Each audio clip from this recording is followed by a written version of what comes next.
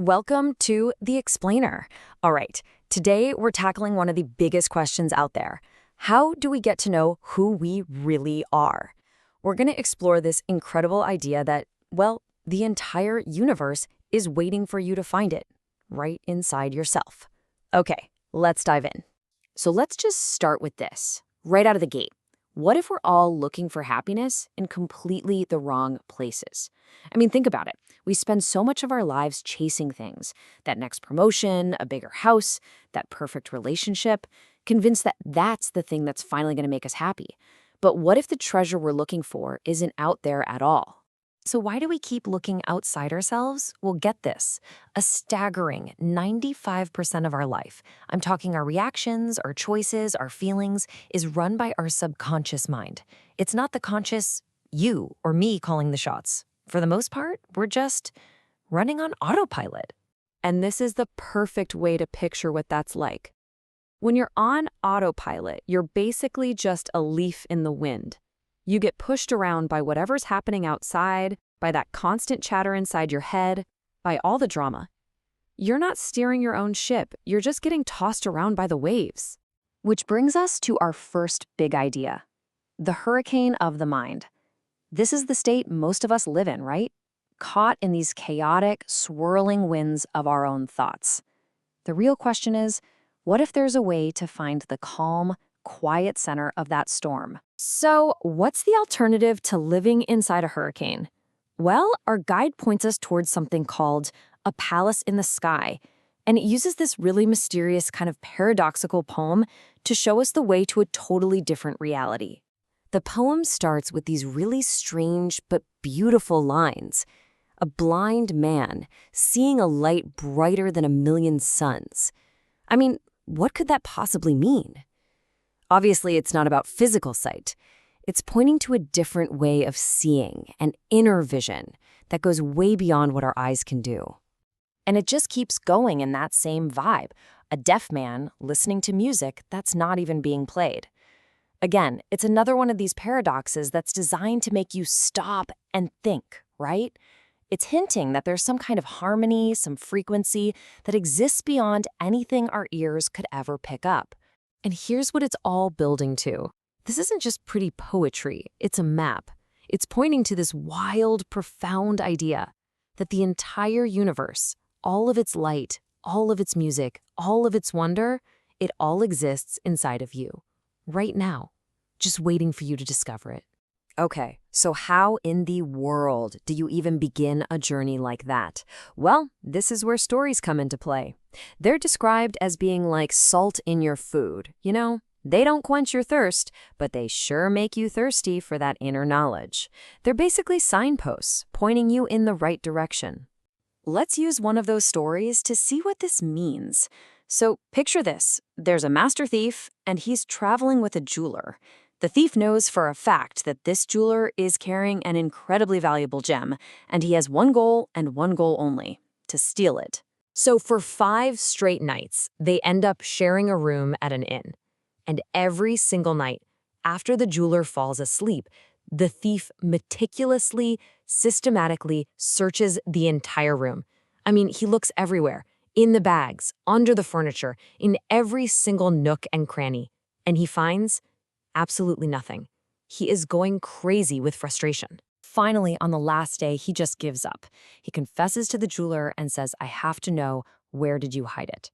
And the jeweler just smiles. He says, "Oh, I knew who you were from the start. So every night I hid the jewel in the one place I was absolutely certain you would never look, under your own pillow." And wow, if that isn't the whole point, right there. But here's the thing.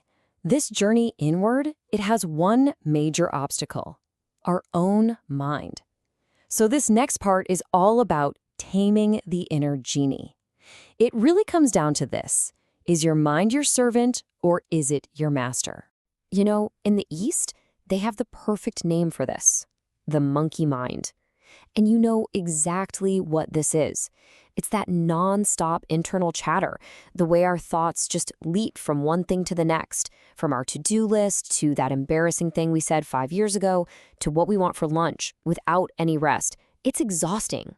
So what do we do about this monkey mind? Well, there's a great little parable about a man who gets a genie. The only catch is if he ever stops giving the genie a task, it'll kill him. That's the mind as a curse, a relentless master that demands constant attention. But a wise man gives him a simple solution. Just tell the genie to climb up and down a pole until you need him. And just like that, the curse becomes an amazing tool. It's still powerful, but now it's ready to serve, not to rule. And this parable actually gives us a really simple, practical technique. So how do we get our inner genie to go up and down that pole? We just give it one simple job. Pay attention to the breath. Just find a quiet place, sit down, and place all of your awareness on the feeling of your breath going in and out. That's the pole. That simple rhythm gives the monkey mind a single task, which finally calms the noise and gives us a little bit of peace. Now, once you start to quiet the mind, you arrive at this really crucial crossroads. You arrive at a choice.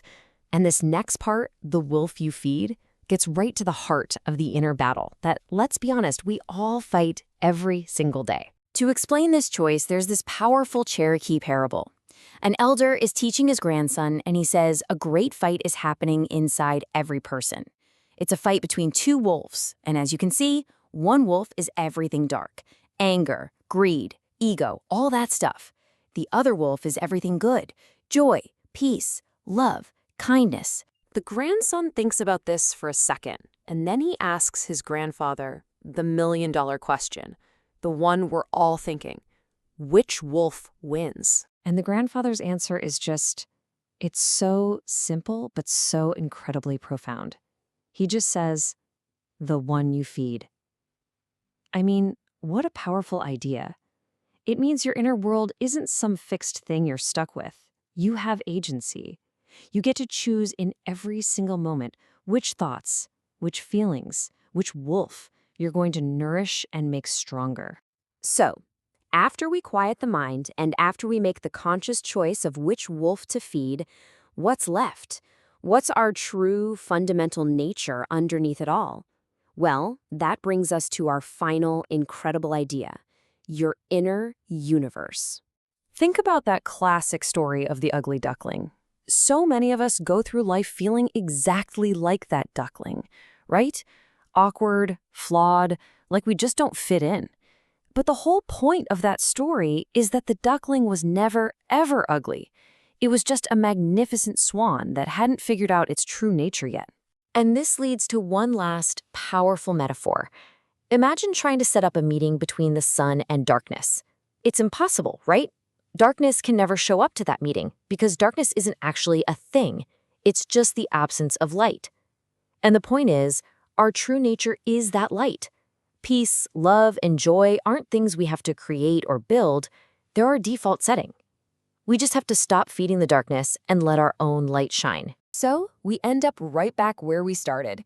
Just like that thief in the story, we spend our whole lives searching everywhere outside of ourselves for the ultimate treasure, for happiness, for peace, for meaning.